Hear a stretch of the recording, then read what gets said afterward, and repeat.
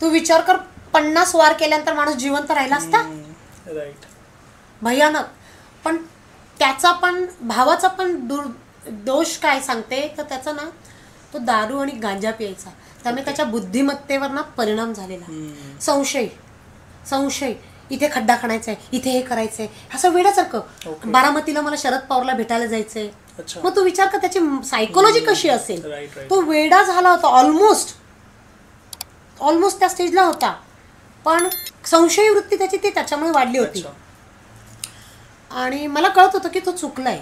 पण मग मी त्याला म्हटलं की नाही नाही, हे मी त्याला दोष देऊन फायदा नाही. आता जे परिस्थिती काढावं, तुला मी सांगते दुसरा प्रसंग काय असेल.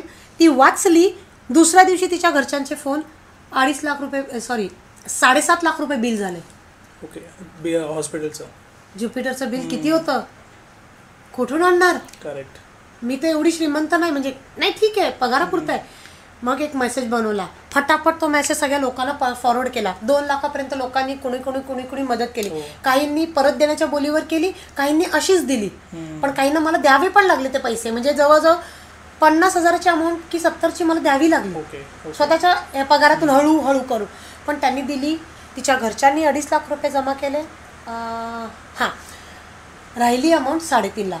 तो माझा जो मित्र, ज्याची माझी ओळख झाली होती, त्या व्यक्तीने एम्सला फोन केला आणि त्याच्या एम्सच्या म्हणजे त्याच्या बॉसने फोन करून डायरेक्ट ज्युपिटरच्या ओनरला रिक्वेस्ट केली. आणि ज्युपिटरच्या ओनरने 3.5 लाख रुपये वेव ऑफ केले. सगळे शॉक बसले की एवढी अमाऊंट कशी काय हे केली. सी दिस इज स्वामी.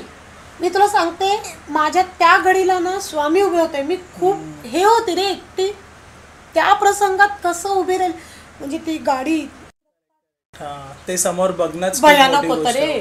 तुला सांगते, नवरा आणि मी ती गाडी पुसतोय, त्या गाडीतून वास नव्हता जात 5-6 दिवस. त्याने काय काय करून क्लिनिंग करून आलं ते. पण त्याला मी म्हटलं की ही गाडी ब्लेस्ड आहे, ह्याच्यात एकाचा जीव वाचला. करेक्ट. ते आपण पॉझिटिव्ह विचार करायला पाहिजे. पॉझिटिव्ह तुला मी सांगते. आणि ती वाचली. आणि प्रमोद आता म्हणजे माझा भाऊ तिथेच आहे जेलमध्ये. त्याला मी बाहेर काढला नाही, कारण परत बाहेर आलं त्याने परत काय कांड केले ते मी काय करू. म्हणजे आता मला सांग, ह्याच्यात माझा काय दोष होता. पण माणुसकी सुटत नव्हती माझी. म्हणजे मी तुला सांगते ना की आपली माणुसकी कधी कधी आपल्याला त्रास देते. पण मी हाच विचार करते की मी माझ्या स्वामींची सेवा करते, ते बघतायत. कुठली सेवा, मला त्याच्या फळाची अपेक्षा नाही, ते बघतायत ना रे, ते मला खुशीत घेतात. आणि त्या मोमेंटला मी सांगते सागर, अवघड होतं रे. तर तिने आईला पण कंप्लेंट केली आईची की हिने त्याला मारायला भाग पाडलं. पण तसं नव्हतं. तर वहिनीचा माइंडसेट काय होता की सासूने मला त्रास दिला ना, मग तो त्रास, मग त्याच्यामध्ये पण बदला घ्यायचा. हा, असं तिचं माइंड. पण तिचे दोष नाही तिचा, कारण तिच्यावर तेवढा अन्याय झाला होता रे. तू विचार कर, त्या विचाराने हे करत होते ती. हा, या सगळा प्रसंग झाला आणि माझी ऑर्डर आली बाहेरगावची. येस, बाहेरगावची म्हणजे विदेश मंत्रालयाची ऑर्डर आली. आणि माझा आनंद गगनात मावत नव्हता. कारण महाराष्ट्रातली मी पहिली महिला आहे जिचं असं सिलेक्शन झाले पोलीस खात्यातून. मला फार अभिमान वाटत होता, कारण ह्याच्यामागे सॅक्रिफाईस, ह्याच्यामागे डेडिकेशन, परसिव्हरन्स आणि हार्डवर्क खूप आहे. त्याच्यासाठी मी इंग्लिश स्पीकिंग डेव्हलपमेंट केली, इंग्लिश कम्युनिकेशन डेव्हलप केलं. माझा पूर्ण इंटरव्ह्यू मी इंग्लिशमध्ये क्रॅक केला होता आणि त्याचा मला खूप अभिमान वाटतो. आणि माझ्या व्ह्युअर्सला तुमच्या सांगते की ऑलवेज लक्षात ठेवा, कॉन्फिडन्स कसा असला पाहिजे. शेवटचा इंटरव्ह्यू देताना शेवटचा एक क्वेश्चन मला नाही कळला, पण तो क्वेश्चन मी अशा प्रकारे तो त्यांना टॅकल केला ना की त्यांनी तो एक्सेप्ट पण केला. मला त्याचं उत्तर माहीत नव्हतं. म्हणजे तुमचा कॉन्फिडन्स एवढा पाहिजे ना की तुम्हाला समोरची तुमची गोष्ट समोरच्याला पचवण्यासाठी भाग पडता आलं पाहिजे. सी, ह्या लेवलचा माइंडसेट, म्हणजे तू विचार कर कोणत्या लेवलने मी ते म्हणजे टॅकल केलं ती गोष्ट. आणि मग ऑस्ट्रेलियाची ऑर्डर आली. ऑस्ट्रेलियाला गेल्यानंतर तिथे स्वामींचे अनुभव कसे होते. तिथे काहीतरी वेगळी गोष्टी झाल्या असतील तुमच्यासोबत, कारण पूर्णपणे भारतातून तुम्ही जेव्हा ऑस्ट्रेलियाला गेलात तेव्हा पूर्ण वातावरण चेंज, माणसं चेंज, पूर्ण कल्चर चेंज. मग तिथे कसा अनुभव आला तुम्हाला. ऑस्ट्रेलिया म्हणजे ना, तुला मी सांगते, एक वेगळं विश्व होतं माझ्यासाठी. म्हणजे मी एका विश्वातून दुसऱ्या विश्वात चालले असं होतं. तर तत्पूर्वी तुला त्या अगोदर मी एक गोष्ट सांगेन की जेव्हा माझं सिलेक्शन झालं, ऑस्ट्रेलिया मिळालं वगैरे सगळं झालं, डिक्लेअर कंट्री विक्लेअर झाली, तेव्हा ना पूर्ण महाराष्ट्रामध्ये एक न्यूज फ्लॅश आउट झाली.